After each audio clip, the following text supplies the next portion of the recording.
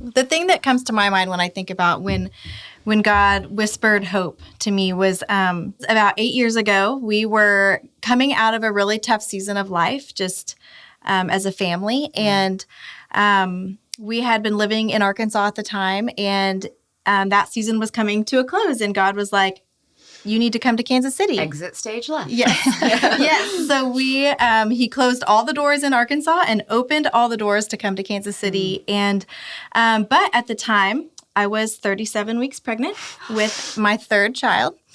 And so we made the move up to Kansas City. When I was 37. By donkey, like Mary? Or no?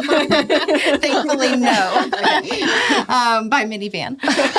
But we came up, and I remember just being really, really anxious about the next season of life. Like, we had a really difficult transition going from 1 to 2 kids. And I had a colicky baby that had food sensitivities and a crazy toddler. And it was just like such a hard season. And I was just in a dark place mentally. I struggled with like postpartum depression and anxiety after that second baby. And so I think I was just expecting the worst with having the third. And not only was I going to be experiencing all that postpartum again, but I was going to be in a new place where we hardly knew anybody. Support, yeah. And so I was pretty nervous about that. And I felt like God was so gracious. I felt like he gave me Psalm 121 as he was whispering hope. Verses 1-4 say, I lift up my eyes to the hills. From where does my help come? My help comes from the Lord who made heaven and earth. He will not let your foot be moved. He who keeps you will not slumber. Behold, he who keeps Israel will neither slumber nor sleep. And that just spoke so much to me because I didn't feel like I had a lot of physical help around me.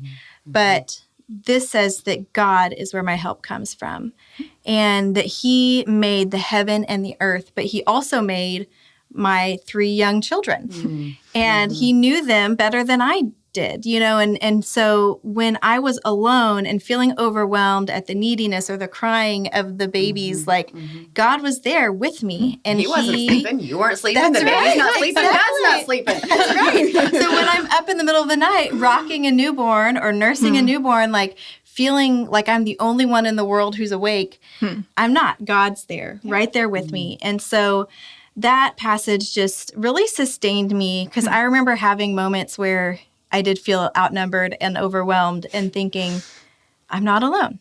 God is here. That's so good. And so I just think that's such an important truth to realize, even if you're not in a postpartum season, but like loneliness or isolation or a loss or just any trials we go through, it's just so comforting to know that God is with us and that we're not alone.